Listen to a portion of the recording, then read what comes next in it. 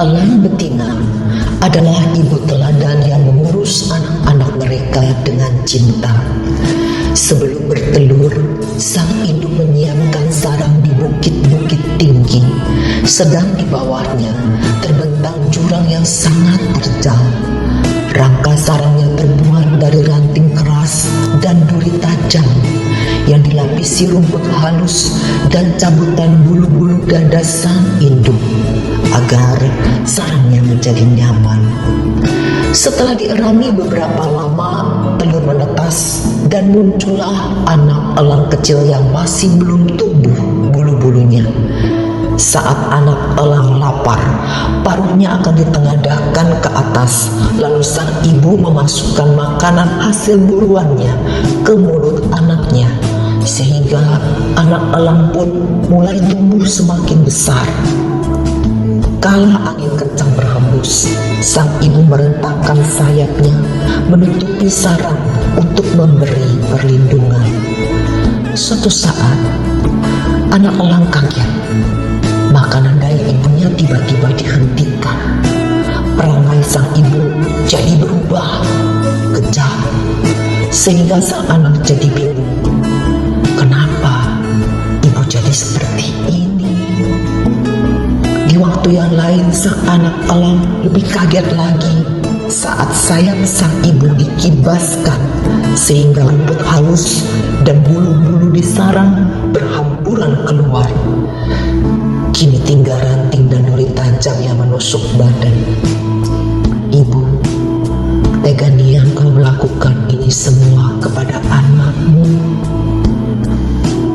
Anak elang semakin kaget lagi sewaktu ia diusir dari sarang dengan didorong keluar sehingga jatuh terjun melayang. Ibu, kenapa mau kau bunuh anakmu sendiri? Namun ketika si anaknya itu hampir menyentuh dasar jurang, sang ibu menyambar dengan cepat dan menyelamatkannya. Demikianlah dilakukan berkali-kali. Sang induk mengangkat anaknya naik, lalu dari atas menjatuhkannya kembali.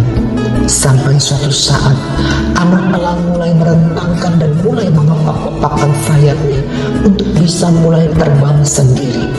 Melihat ini, induk elang dengan riang gembira mengajak sang anak terbang tinggi sekali sampai naik di atas awan. Raja Wali muda mulai belajar berburu mangsa binatang yang jadi makanannya. Setelah semua itu berlalu, barulah anak-anak elang sadar bahwa induknya selama ini sedang mengajarkan tentang kerasnya kehidupan ini. Bagaikan Raja Wali, setiap kita sebagai orang tua harusnya melakukan hal seperti itu, merawat anak dengan cinta, tetapi ada saatnya harus tega membiarkan anaknya survive agar anaknya kelak bisa menjadi dewasa dan mandiri.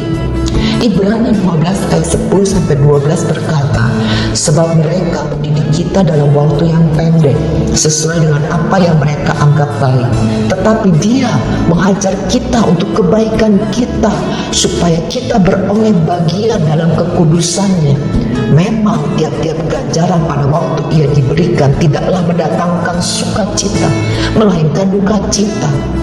Tetapi kemudian ia menghasilkan buah kebenaran yang memberikan damai kepada mereka yang dilatih olehnya.